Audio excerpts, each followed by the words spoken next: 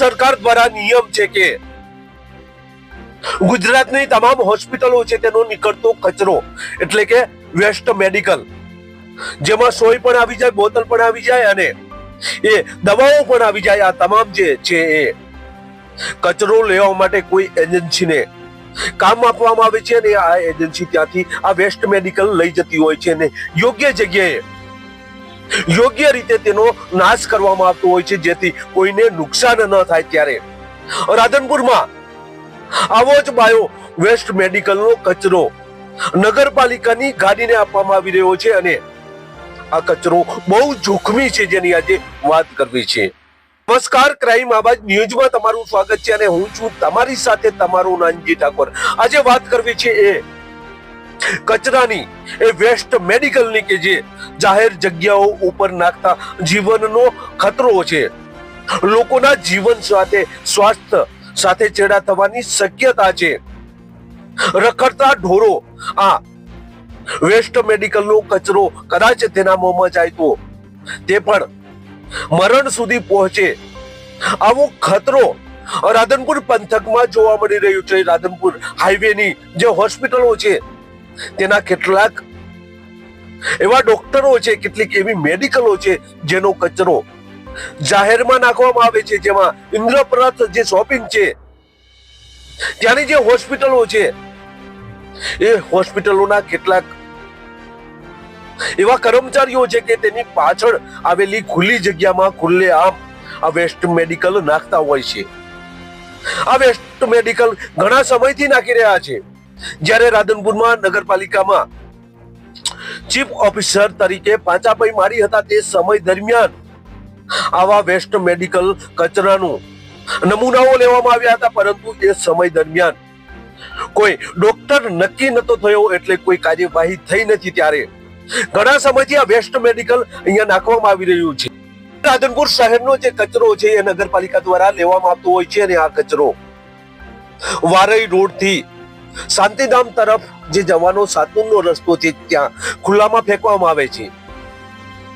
આ રસ્તા ઉપર ફેંકવામાં આવતા ત્યાં દુર્ગંધ પણ આવી રહી છે. ત્યારે આ કચરા સાથે સાથે વેસ્ટ મેડિકલનો કચરો એ નગરપાલિકાની ગાડી લઈને ત્યાં જઈ રહી છે અને એ કચરો પણ જાહેરમાં નાખવામાં આવી રહ્યો છે. ત્યારે આ નગરપાલિકાના કર્મચારીએ શું કહ્યું અને કોના ઉપર આક્ષેપ કર્યા છે તેનું નિવેદન સામે આવ્યું છે, તો આ પ્રથમ તેનો વિડીયો જોઈએ.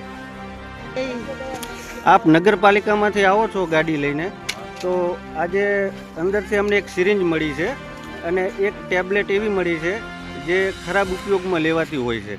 આ ટેબ્લેટનો ઉપયોગ ડૉક્ટરો કરી શકતા નથી કે વેચાણ કરી શકતા નથી અને વેસ્ટેજ કચરો જ્યાં ત્યાં નખાય નહીં, અને એ પણ પાલિકાની ગાડીમાં નખાઈ રહ્યો છે. એ બાબતે તમે શું કહેવા માંગો છો?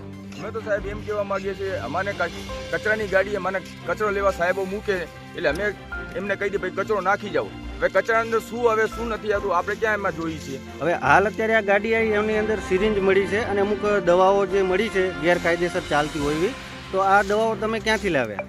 દવાખાના વાળાને નાખ્યું એના અંદરથી. આપણને શું ખબર કે દવા અંદર કઈ કઈ દવા આવે શું આવે આપણને કઈ ખબર નથી. કઈ જગ્યાએથી આ માલ આવ્યો હતો? હાઈવે ઉપરથી. શું નામ છે ડોક્ટરનું? સંજયભાઈ ઠક્કર છે ને, ત્યાંથી આવ્યો હતો. ઓકે, તમારું નામ? મારું નામ નરેશભાઈ લાલાભાઈ.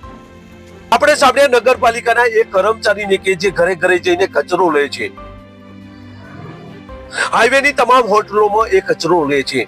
હોસ્પિટલોમાં પણ જો એવો કચરો હોય તો એ કચરો લઈને સાતુન રોડ ઉપર નગરપાલિકા થ્રુ આ લોકો અધિકૃત કરેલ વ્યક્તિઓ છે અને ત્યાં સાતુન રોડ ઉપર આ ફેંકતા હોય છે, જ્યાં નક્કી કરેલ જગ્યાએ નાખવા જતા હોય છે. ત્યારે આ નગરપાલિકાના કર્મચારીનું કહેવું છે કે રાધનપુરમાં ડોક્ટર સંજયભાઈ અખણીની નવજીવન ક્લિનિક આવેલી છે અને આ ક્લિનિકમાંથી આ કચરો આવ્યો હતો. ત્યારે અનેક સવાલો ઉપસ્થિત થયા છે.